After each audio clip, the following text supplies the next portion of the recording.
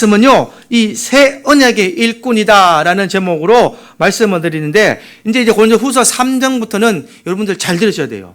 여기서부터 아주 귀한 말씀이 이제 바울이 막 쏟아집니다. 그래서 3장에는요, 어떤 말씀이 되느냐, 3장부터 이 8장부터 말씀까지는요, 바울이 전하는 이 복음을 전하는 직분이 얼마나 중요한가, 내가 입으로 전하는 이 복음의 직분이 얼마나 중요한가라는 것을 강조하기 때문에 이게 신학적인 얘기로 하면은 바울의 직분론이다라고도 얘기합니다. 바울의 직분론. 이것이 목사한테 하는 얘기가 아니라 저와 여러분들에게 동일하게 해당된다 이 말이에요.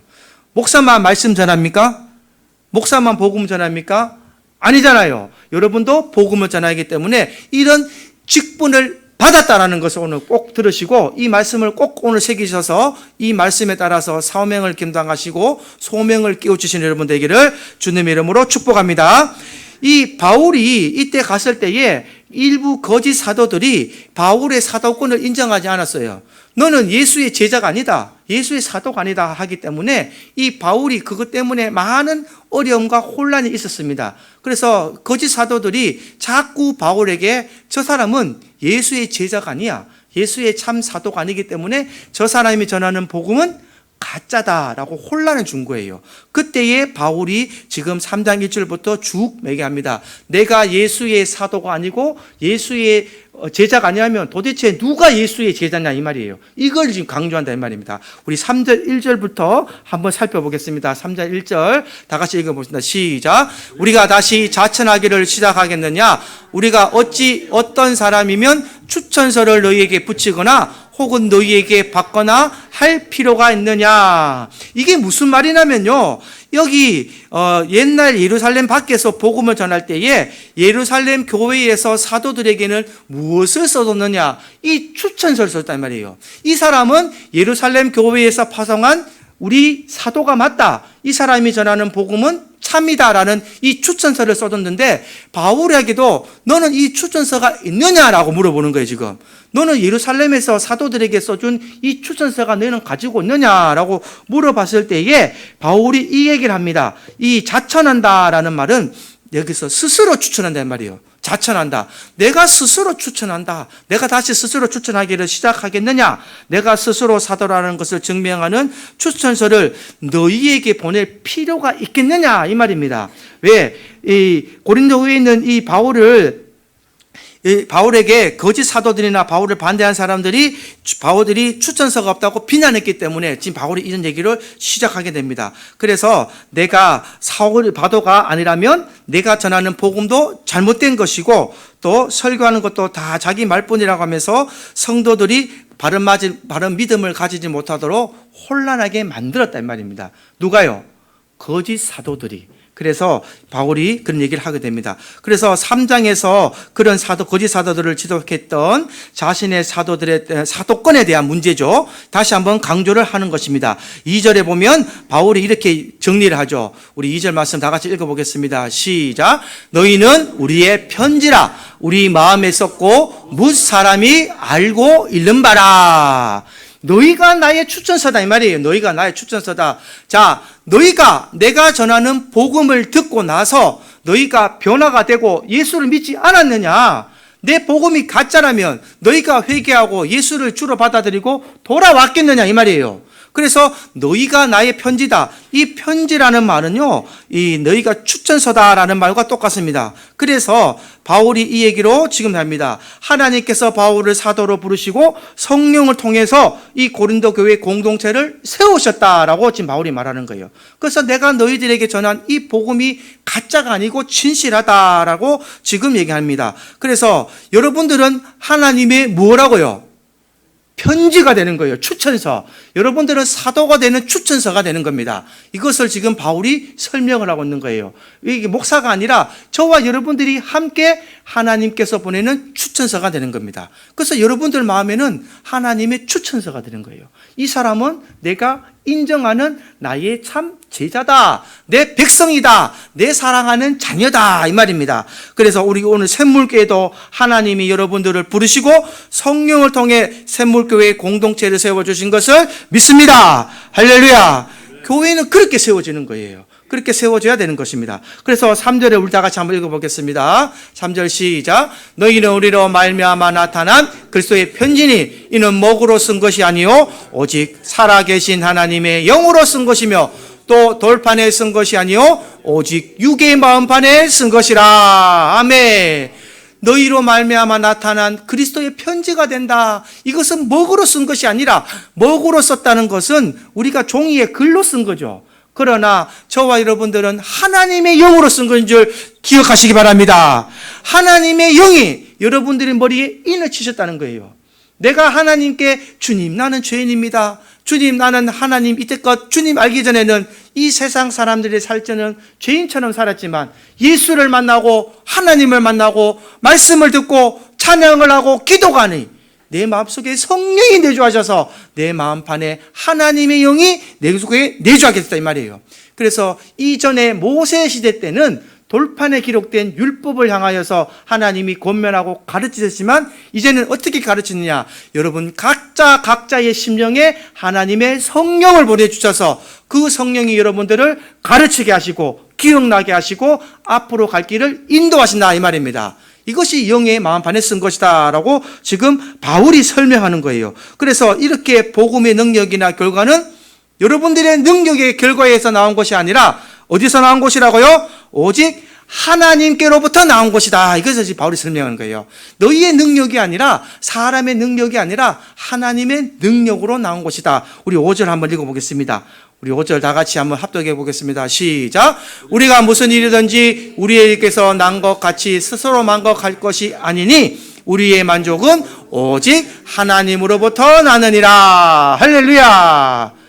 이거를 인정하셔야 됩니다. 내가 잘난 게 아니라 내가 변화된 것도 내 능력이 아니라 오직 하나님의 능력으로 말미암아 하나님의 성령의 은혜로 말미암아 우리가 변화되고 또 그 믿음이 계속 이루어져 가고 주님 부르시는 그날까지 성화되어 간다라는 것으로 우리 신학적인 표현합니다. 그래서 여기 5절의 만족이라는 말은요, 능력이나 역량을 말합니다. 교회가 생기고 우리가 성령으로 나타나는 것은 우리의 역량으로 된 것이 아니다. 하나님의 능력으로 되어진 것이다. 이렇게 해석하시면 되겠습니다. 그래서 바울이 복음을 전했을 때에 회개하고 또 교회가 세워진 것을 보면 바울이 이 하나님의 일꾼이 맞다라는 것을 증명할 수 있다. 이 말을 지금 바울이 하는 거예요. 지금 내가 이 하는 나타나는 역사를 봐라. 나와 함께 하는 성령의 역사를 봐라. 내가 하나님의 제자가 아니고 예수님의 제자가 아니라면 이런 역사가 이루어나지 않는 것이다 라는 것을 말합니다. 그러면서 하나님께서 우리를 하나님의 일꾼으로 보시다는 말을 하는데 그 표현이 뭐냐면요, 우리 모든 성도들이 새 언약의 일꾼이다 라는 표현을 쓴 거예요. 이제는 어떻게 하느냐고요? 복음 전하는 저와 여러분들이 그냥 사람이 아니라 새 언약의 일꾼이라는 직분을 주셨다는 걸 말합니다.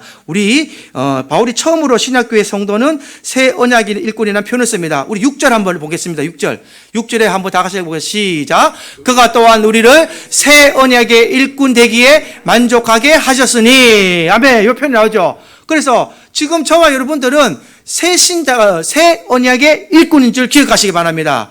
여러분의 직분은 뭐라고요? 새 언약의 일꾼이다. 바울이 설명한 거예요. 율법 조문으로 하지 않냐고 오직 영으로 함이니 율법 조문은 죽이는 것이요 영은 살리는 것이니라. 여러분 이 말씀을 잘 해석하셔야 돼요. 율법 조문과 영의 조문이 무엇인가? 율법 조문은 무엇입니까? 구약의 율법은 변하지 않습니다. 이 변하지 않는 율법을 신학계 새롭게 전하는 직분이 바로 새 언약의 직분입니다. 모세가 받아 적은 것은 십계명이죠. 십계명을 어디에 받았어요? 돌판에 받았잖아요. 이게 율법 조문입니다. 율법 조문. 하나님께서 우리에게 처음으로 언약하실 때 줬던 이 구약 시대에 줬던 이 조문이 율법 조문이 되는 것입니다. 이 율법을 주장하는 것을 율법을 전하는 직분이라 그런 거예요. 이 율법만 자꾸 얘기하는 것은 율법을 전하는 직분. 이게 지금 유대인들은 지금 계속 이것만 너무 강조를 하고 있잖아요. 그래서 율법의 직분만 조문을 강조하는 것은 근데 여기 7절에 나옵니다. 7절에 제가 오늘 안 찾았는데 7절은 제가 읽어드리면 그런즉 너희는 차라리 그를 용서하고 7절에 보면요, 돌로 써서 새긴 죽게 하는 율법의 조문의 직분도라고 나오거든요. 그래서 이 돌로 새긴 것은 율법의 조문입니다. 율법의 조문. 그러나 우리는 어떤 조문이라고요? 새 언약의 직분을 받았다는 말입니다. 새 언약의 직분. 그래서 이 새 언약의 직분이라는 것은 영으로 살리는 직분이다. 그래서 반대로 이야기하면요, 이 율법의 조문은 뭐냐? 하나님의 말씀을 깨닫지 못하는 글자만 전하는 자만 말하는 거예요. 글자만 전하는 자. 그래서 이런 사람들은 뭘 하느냐? 정죄하고 비판하고 그 사람들을 자꾸 선과 악을 가리는 일만 해요. 예를 들어서 거짓말했다 하면 너 죄를 지었어. 너 왜 거짓말했어? 주일 성수하지 않으면 왜 너 주일 성수하지 않냐? 왜 죄를 지었냐? 자꾸 이런 말만 하는 거예요. 그러나 이 율법 조문만 하게 되면 그 사람을 살리는 것이 아니라 어떻게 된다고요? 죽이는 겁니다. 죽이는 거. 그 사람이 상처받고 심란하고 거짓말한 사람한테 자꾸 정죄하고 비판하고 너는 잘못했다 그러고 사람들 앞에 나와서 회개하라 그러고 자꾸 이렇게 정죄만 하게 되면 그 영이 사는 것이 아니라 그 영을 죽이는 일을 하는 게 된다고 지금 바울이 설명을 하고 있습니다. 그래서 이 율법 조문은 하지 마라. 율법의 조문의 직분은 하지 마라. 그래서 글자대로 행하지 않으면 정죄하는 정죄의 직분이라고 말하게 합니다. 그래서 9절에 정죄의 직분이라는 말도 또 하죠. 글자만 전해주고 죄를 지으면 정죄하는 직분이다. 이런 직분도 중요하고 귀하지만 이것을 깨닫고 전하는 직분이 더 중요하다는 겁니다. 하나님 말씀을 내가 듣고 깨달아서 이 복음을 다시 전하고 살리는 직분, 이 새 언약의 직분, 영을 전하고 영을 받는 이 직분이 더 귀하다라고 지금 바울이 전하고 있는 것입니다. 그래서 이 새 언약의 직분은요, 사도로서 감당하는 직분을 말하는 겁니다. 그래서 오늘날 저와 여러분들은 이 새 언약의 직분을 감당하는 사람들인 줄 기억하시기 바랍니다. 이 직분이 얼마나 귀한 것인가, 이것이 잘 감당되면 영광의 너리기 때문에 영광의 직분이 될 수 있다라고 말합니다. 우리 6절을 다시 보시면 거짓 사도들은요, 율법을 글로만 전하니까 율법 조문의 직분을 가진 자다라고 말씀하지만 그 사람들도 사실은 귀하게 여김을 받았다라고 말합니다. 보세요. 율법 조문을 하지 않고 어제 영어 율법 중에 7절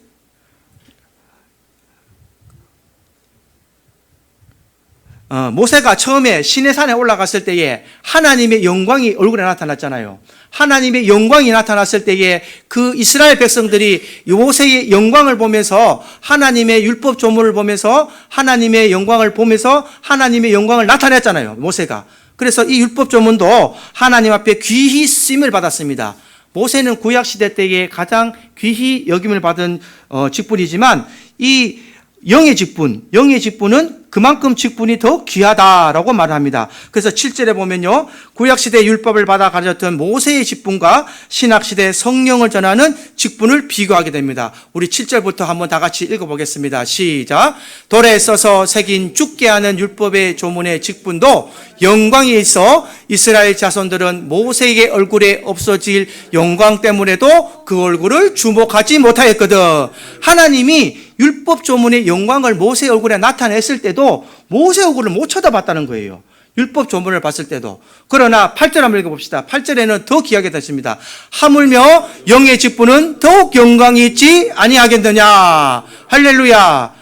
모세가 율법만 전하고 율법의 조문만 했을 때도 하나님의 영광이 나타나서 사람들이 바라보지 못하는 그 영광이 나타났는데 하물며 영을 전하는 직분, 영의 직분을 전하는 저와 여러분들은 더 큰 영광이 있지 않겠냐라고 지금 바울이 설명하고 있는 것입니다. 귀하죠?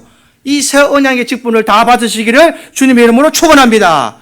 이 새 언약의 직분을 받으셔야 돼요. 오늘날 교회가 뭔가 잘못 가르쳐서 목사님만 혹은 신약을 배운 사람만 말씀을 전하는 것처럼 잘못 가르치는데 그것은 아주 잘못된 오류입니다.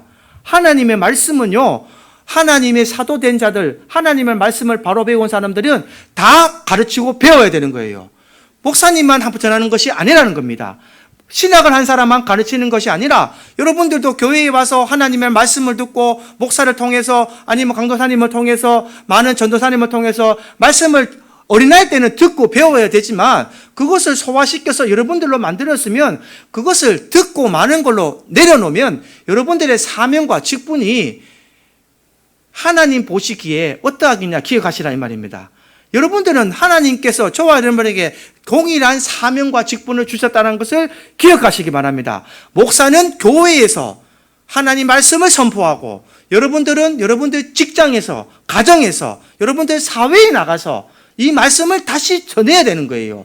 이것이 그리스도인이 함께하고 해야 될 일인데, 오늘날 뭔가 잘못 가르친 그것이 뭐냐면, 교회에 와서 꼭 목사님만 전해야 된다라는 것으로만 잘못 가르치는 부분이 많다는 오류가 있다는 것을 제가 가르쳐 드립니다. 그래서 말씀은요, 다 같이 배우고 다 같이 전하는 것이 하나님의 직분이 되는 것입니다. 그러면 영의 직분도 더욱 연관이 있는 이 직분과 이 성령의 직분이라는 표현을 다시 씁니다. 그래서 직분은요, 깨닫게 하는 분이 성령이지요. 하나님 말씀을 듣고 깨닫게 하는 분이 성령이기 때문에 영의 직분이라는 말을 쓰고 성령의 직분을 드러나게 됩니다. 그래서 9절에 보면 죄를 드러나는 정죄의 직분도 영광이 있지만 죄를 속하는 예수에 전하는 직분도 영광이 더욱 넘친다. 우리 9절 말씀 다시 한번 읽어보겠습니다. 시작. 정죄의 직분도 영광이 있은지 의의 직분은 영광이 더욱 넘치리라. 아멘. 이 영광의 직분, 이 영광을 여러분들 받으시겠습니까? 안 받으십니까? 받아야 되는 거예요. 이 영의 직분 얼마나 귀한 직분입니까? 새 언약의 직분이 얼마나 귀한 직분인데, 내가 스스로 하지 않고 자꾸 듣고만 말라 그러고 누구만 하라 그러고, 아이고 나는 못해요라고 얘기하면 하나님이 이거를 이끌어갈 수가 없어요. 나는 할 수 없으나 하나님 내게 능력 주시고 성령의 능력 주시면 내가 이 직분을 감당하겠나이다. 할렐루야. 오늘부터 이 기도하시기 바랍니다. 하나님 나를 새 언약의 직분으로 새겼사오니, 하나님 의의 직분을 세웠사오니 영광이 더 살아나게 하시옵시고, 하나님 주신 영광을 더 높이게 하시옵시고, 하나님께서 바라시는 이 영광의 삶에 내가 동참하게 도와주시옵소서. 이런 기도를 해야 되는 거예요. 그래서 바울이 이런 신앙을 11절까지 계속 얘기합니다. 그래서 11절까지 말씀은 그 말씀이고, 이런 잘못된 신앙 가진 자들로 너희는 돌아왔으면 좋겠다. 정죄의 직분만 주장하지 말고 새 언약의 직분, 영의 직분, 의의 직분을 맡은 자가 되었으면 좋겠다라는 마음으로 회개할 것을 바울이 지금 전하고 있는 것입니다. 그래서 너는 이거를 전해야 된다. 그리고 구약 시대의 모세의 얼굴에 곧 없어질 영광을 가리기 위해 수건을 얼굴을 덮었는데, 그 수건이 아직도 벗어지지 않고 있다는 이 말은요, 거짓 사도들은 구약의 말씀을 읽을 때에 그 말씀을 제대로 깨닫지 못하고 있다는 것을 비유로 말씀을 하고 있는 것입니다. 그 내용이 12절부터 18절 말씀까지 쭉 기록이 되어 있는데, 오늘 집에 가셔서 꼭 한번 읽어보시기 바랍니다. 그래서 율법 조문에 율법을 전하는 너희 제사장들과 이 유대 선지자들, 너희는 그냥 구약의 말씀에 너희 수건을 얼굴에 덮었다는 표현을 써요. 하나님 말씀을 제대로 알고 깨닫지 못하고 정죄와 비판과 하는 그 말씀만 전했다라고 이야기합니다. 그 내용 오늘 꼭 읽어보시기 바랍니다. 그래서 성령을 통해서 바른 믿음을 가지게 되는 것이 이 마음의 수건을 벗어버린 것과 같다. 그래서 믿음으로 살아야 제대로 된 직분을 감당하게 된다라고 말합니다. 그래서 바울이 16절부터 이 말하게 됩니다. 우리 16절 우리 다 같이 한번 합독으로 읽어보겠습니다. 시작. 그러나 언제든지 주께로 돌아오면 그 수건이 벗겨지리라. 할렐루야. 그 유대의 선지자들 랍비들한테 얘기하는 거예요. 너희가 언제든지 주님께로만 돌아오면 그 수건이 벗겨진다. 다른 말로 하면 말씀이 열려진다 이 말입니다. 하나님의 마음이 알게 된다. 여러분, 말씀을 알고 깨닫는 것은요, 하나님의 마음을 안다는 거예요. 하나님이 말씀을 통하여서 얼마나 저와 여러분들을 사랑하시고 얼마나 여러분들을 귀히 여기시고, 그 신이 다 그냥 여러분들을 심판하고 없애버려야 되는데 그러지 못하고 너무나 사랑하셔서 여러분들을 존귀한 존재로 높이셔서 신이 인간의 몸을 입고 와서 독생자 아들의 피로 말미암아, 그 피의 정죄로 말미암아 저와 여러분들을 구원하셨다는 그 사실만 알면요, 우리는 하나님께 아무 말을 할 수가 없다니까요. 그 하나님의 사랑만 알게 된다면, 그 사랑이 깨닫게 된다면 저와 여러분들은 가만히 있을 수가 없습니다. 하나님 말씀을 이루기 위해서, 이 새 언약의 직분을 위하기 위해서 지금도 내가 주위에 돌아보고, 내가 복음을 전할 데가 없나? 내 한 사람 전도시킬 사람이 없나? 하나님의 사랑을 전할 곳이 없나? 둘러보게 되는 신앙으로 바뀌게 된다는 것입니다. 그러나 이렇게 죽게 돌아오게 이 수건이 벗겨지면 참 좋겠다. 바울이 이런 얘기하는 게요. 너희가 수건이 좀 벗겨졌으면 좋겠다. 예수 그리스도의 십자가를 믿고 죄사함을 받고 성령을 통해 깨달아 말씀을 행하는 자가 됐으면 참 좋겠다라고 말합니다. 그래서 17절에 바울이 연결해서 얘기합니다. 주는 영이시니 주의 영이 계신 곳에는 자유가 있느니라. 아멘. 주는 영이시니 주의 영이 계신 곳에는 자유가 있다. 자유가 있다는 것은요, 억압받고 핍박받고 내 침이 있는 곳에는 이 자유가 없는 겁니다. 진정한 자유는 내가 가진 모든 세상 짐 내려놓고 주님만 바라보고 갈 때에 이 참 평안과 자유가 함께하는 것입니다. 여러분, 주님을 믿는다고, 예수를 믿는다고 여러분들 갑자기 재물이 많아지고 여러분들 갑자기 뭔가 큰 변화가 일어나고 이게 아닙니다. 이렇게 된다는 것은 잘못 가르치는 말씀이에요. 예수가 내 안에 오게 되면 나에게 있는 이 모든 것이 감사로 이어지게 되었습니다. 할렐루야. 돈이 없는 것도 감사하고 병이 드는 것도 감사하게 되어지고, 왜냐? 주님이 나와 함께 하시니 이 세상에 살아가고 있는 내 삶이 잠시 잠깐인 것을 인정하게 되고, 주님이 나를 이 거룩한 삶으로 이어시키시고 영생의 길로 인도하시고 부활의 삶이 있기 때문에 이 세상에서 삶은 아무 가치가 없는 거예요. 성경적으로 말하면. 그래서 바울은 세상의 모든 학문도 배설물로 여긴다 그랬습니다. 아무리 똑똑하고 내가 잘 나오고 지식이 있어도 하나님을 아는 지식이 없으면 그거는 배설물로 이긴다 그랬습니다. 배설물로. 그렇게 심한 말로 바울이 얘기했던 변신으로 하나님의 말씀만 제대로 알고 하나님 말씀 속에서 예수님만 만나시면 그곳에 자유가 있다라고 말합니다. 그래서 율법에 매여서 구원을 얻으려고 하면 어떻게 된다고요? 정죄만 하게 되는 거예요. 율법 말씀, 자 보세요. 십계명 말씀 들고 다 내가 지금 여러분 앞에서 설교를 한다면 여러분들 다 죄인 아닙니까? 다 죄인 아닙니까? 저도 죄인입니다. 제가 십계명 들고 여기서 감히 서서 여러분들에게 설교할 게 있겠습니까? 제가 일주일 동안 거짓말 한 번도 안 했다 칩시다. 그러나 내 이웃을 탐내고 내 이웃의 물건 하나도 탐낸 적이 없겠나? 내 사돈 저도 사람인데 왜 없겠습니까? 누가 좋은 거 보면 갖고 싶고, 야, 저 사람 참 좋다. 뭐 갖고 싶고. 그렇죠?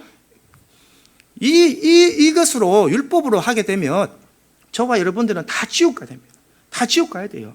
그러나 바울이 이 율법에 얽매이지 마라. 율법에 얽매여서 구원이 이루어질 수 없다. 주는 영이시니 예수를 믿으면 주의 피로 말미암아 구원을 얻게 된다라는 것을 지금 고린도 교회에 얘기하고 있는 것입니다. 그래서 성령을 통해 깨달아서 행하는 사람은 믿음으로 행하기 때문에 죄에서는 자유가 되어지고 성령의 능력으로 말씀을 행하니까 죄를 이기는 삶을 살게 된다. 할렐루야. 이것이 오늘 신약에서 온 하나님의 약속이 됩니다. 그래서 16절 7절이 이 고린도 후서 13장의 가장 핵심이 되는 말씀입니다. 우리 다 같이 다시 한번 더 합독해서 읽어보기를 원합니다. 16절 17절 이어서 한번 읽어보겠습니다. 시작. 그러나 언제든지 주께로 돌아오면 그 수건이 벗겨지리라. 주는 영이시니 주의 영이 계신 곳에는 자유가 있느니라. 아멘. 그래서 성령을 통해 믿음으로 행하는 삶으로 바뀌게 된다. 죄에서는 자유를 누리는 삶을 살게 되는 것이다 라고 말합니다. 그래서 바울은요, 우리 모두가 이 직분을 가진 자라고 말씀하는 것입니다. 새 언약의 직분을 가진 자, 영의 직분을 가진 자, 의의 직분자가 되라라고 말합니다. 오늘 이 시간 우리 여러분 한번 자신을 돌아보시기를 원합니다. 나는 과연 하나님의 말씀을 잘 알고 있는가? 성령을 통해 잘 깨닫고 있는 자가 한 번 더 되돌아보기를 주님의 이름으로 축원합니다. 자, 이 새 언약의 직분을 가지고 있고 성령으로 깨닫는 자의 영의 직분을 가지고 믿음으로 행하는 의의 직분을 가지고 있는 자는요, 어떻게 되느냐? 주님께로 돌아와야 되는 거예요. 이렇게 살지 않는 사람은 다시 오늘 저와 여러분도 주님께로 돌아와야 되는 겁니다. 그래서 이렇게 주님께로 돌아와야 이 머리에 수건을 씌운 것처럼 하나님의 말씀을 읽을 때에 아무것도 모르고 깜깜하고 검은 것은 글자요 흰 것은 종이가 됐을 때에 성경을 읽어도 재미가 없어요. 그러나 하나님 말씀이 막 깨우쳐지고 하나님 말씀이 막 일깨워지면 아멘 아멘 나오면요, 성경 읽는 게 막 재미있다니까요. 이 성경이 깨달아서 성경의 영안이 열려서 그 의의 직분과 성경의 새 언약의 직분을 꼭 이루시는 여러분들이 되기를 주님의 이름으로 축원합니다. 그래서 18절에 보시면요, 우리가 다 수건을 벗은 얼굴로 태어나서 거울을 보는 것 같이 주의 영광을 보며 그와 같은 형상으로 변화하여 영광에서 영광에 이르니 곧 주의 영광으로 말미암음이니라. 아멘. 이렇게 마무리를 지어놨습니다. 자, 우리가 다 수건을 벗은 얼굴로 깨달아서 태어나서 거울을 보는 것 같이 주의 영광을 본다. 우리가 수건을 벗으면 우리 얼굴에서 뭐가 나온다고요? 주의 얼굴이 나온다고요. 할렐루야. 우리 얼굴에서 수건을 싹 뺏기시면 하나님의 영광이 우리 얼굴에 나타난다 이 말입니다. 여러분들 지금 수건을 벗으셨습니까? 수건을 덮고 계십니까? 벗으셨습니까? 할렐루야. 오늘 수건을 다 벗으시기를 주님의 이름으로 축원드립니다. 그러면 수건을 벗으시면 어떻게 된다고요? 주의 영광이 여러분 얼굴에 나타나게 되는 거예요. 이게 되는 거예요. 그래서 그와 같은 형상으로 변화되어 영광에서 영광으로니 곧 주의 영으로 말미암으리라. 누구 때문에 그렇게 됐다고요? 주의 영으로, 성령으로 그렇게 바뀐다는 것입니다. 그래서 내가 좀 부족한 것도 깨달으시고 부족하면 다시 하나님께 간구하면 됩니다. 하나님, 주의 영광을 나타내는 얼굴로 내 얼굴에 수건이 있다면 벗겨지는 얼굴로 변화시켜 주시옵소서. 어제 제가 학교에 가서 채플 시간에 총신대 부총장님이 오셨어요. 총신대, 서울의 총신대 부총장님이 오셨는데 그분의 간증이 제가 한번 전해드릴게요. 그 간증이 머리에 내가 너무 남아서 다시 한번 더 나누어 드리기를 원합니다. 그분이 고등학교 1학년 때 예수를 만났대요. 고등학교 1학년 때 예수를 만나서 동부교회를 나갔는데 동부교회 나가기 전까지 공부를 얼마나 잘했냐면 고등학교 때 1학년 때 모의고사를 보면 전국에서 17등을 했대요. 와, 안 하십니까? 반에서 17등도 아니고 전교수 아니고 전국에서 17등을 할 정도로 머리가 아주 좋으신 분이에요. 제가 보니까 거의 뭐 대한민국 상위 1%라고 보면 되겠죠. 1% 내외인데 이분이 동부교회 가서 예수를 만났는데 예수를 만나고 나니까 내가 그전에 공부하는 시간일보다 하나님 앞에 더 내가 드리면 어떨까 이런 마음이 들더래요. 그래서 기도하는 시간을 가지면서 그때 야간 자유, 우리 때는 야간 자유라고 할 수 있었거든요. 그때 12시에 마치면은 동부교회를 가서 한 2시간 기도하고 또 집에 가고 막 이랬대요. 근데 또 집에 가도 2시가 됐는데 저는 이 말에는 이해를 못 하겠더라고요. 새벽 2시가 됐는데 또 공부하고 싶더래요. 저는 이해가 안 되지만 새벽 2시 되가 또 공부하고 싶어서 집에 가면 안 되겠다. 그래서 이제는 교회에서 잤대요. 고등학교 2학년 때는. 그래서 12시에 학교 마치고 가서 2시간 기도하고 동성로를 나갔대요. 동성로를 나가서 이제 노방전도를 했대요. 새벽에. 그 새벽에 나가면은 제정신인 사람이 아무도 없죠. 새벽에는 아무도 제정신 사람이 없습니다. 특히 동성로는 그때만 해도 막 술 취한 사람들밖에 없겠죠. 그래서 전도를 하면서 열심으로 기도하고 하나님 앞에 막 기도하면서 자기 고등학교 시절을 보냈는데, 자, 그러면 성적이 계속 올라가야 되는데, 그렇죠? 전국에서 17등 했던 분이 성적이 계속 올라가야 되는데 자신의 성적이 계속 내려가더랍니다. 줄줄줄줄 자꾸 내려가더래요. 그래서 내가 더 하나님 앞에 열심을 드리지 못해서 그런가? 더 열심히 해야 되겠다 싶어서 이제는 고3 때는요, 학교 가방을 메고 집에를 안 들어갔답니다. 학교 땡 하면 교회 가서 새벽에 기도하고 잤대요. 2시까지 기도하고 또 자고 일어나서 예배 드리고 더 열심히 했는데도, 그러면 어떻게 돼야 됩니까? 성적이 또 올라가야 되겠죠. 근데 성적이 더 떨어지더래요. 그리고 나중에 기도하는 가운데에 하나님의 음성이 들리더랍니다. 하나님의 음성이 들려됩니다. 하나님, 내가 이렇게 열심히 기도했는데, 하나님, 남들보다 더 열심히 기도했고, 새벽 기도 또 나가고, 그 말씀 맞아 먹었네. 근데 5시까지 기도하고, 잠 안 자고 새벽 기도까지 드렸대요. 그래서. 그러니까 그렇게 열심히 했대요. 새벽 기도까지 드리고, 막 그렇게 열심히 했는데도 안 되더래요. 근데 왜 내 성적이 떨어집니까? 하나님 막 기도를 하니까 하나님이 음성을 주시더랍니다. 그 음성의 대답이 뭐냐면, 네가 프레임 다 짜고 네가 다 만들어 놓고 그 속에 나를 집어넣는 것은 신앙이 아니다라고 하시더라고요. 여러분, 울림이 있으십니까?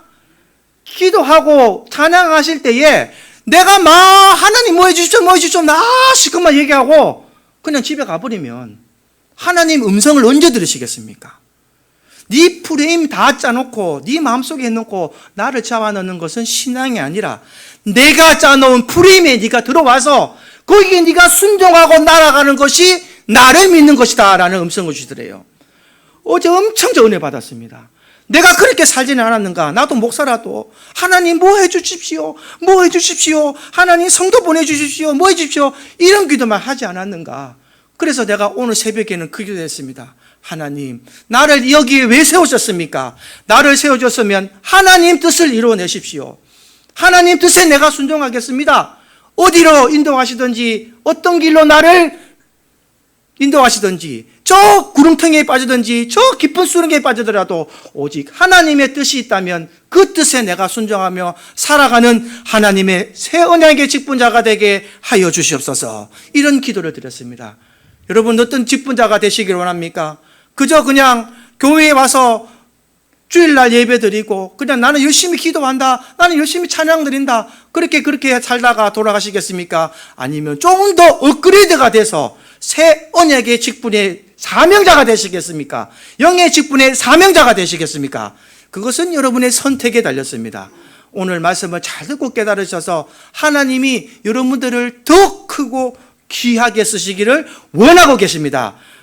오늘 하나님의 새 언약의 직분, 영의 직분을 다 받아 누리시고 그 사명 다 감당하시고 그 소명대로 하나님이 빚어놓은 그 그릇대로 쓰임 받으셨다가 주님 오시는 그날에 우리 다 부활하고 들림받는 역사를 받으시는 우리 주님이 귀한 권속들이 되시기를 주님의 이름으로 축복합니다. 찬송가 320장 찬송 드리겠습니다.